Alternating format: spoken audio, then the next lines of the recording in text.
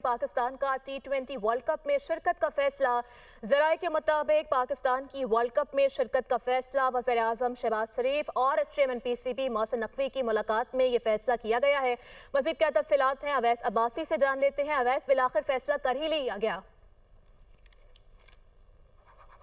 जी बिल्कुल, देखिए बड़ा अहम फैसला जो है वो किया गया। अब से कुछ देर पहले चेयरमैन PCB मोहसिन नकवी की वज़ीर-ए-आज़म शहबाज शरीफ से वज़ीर-ए-आज़म हाउस में मुलाकात हुई है।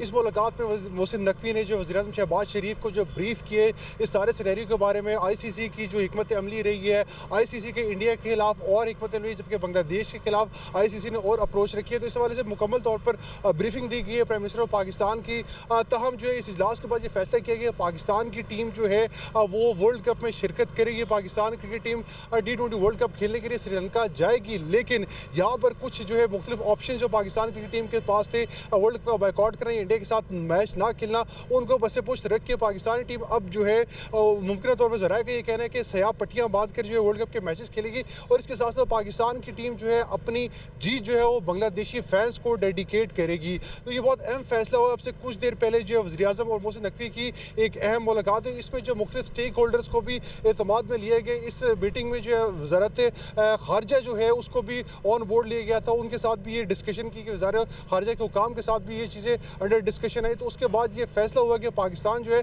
T20 वर्ल्ड कप में शिरकत करने के लिए जा रहा है।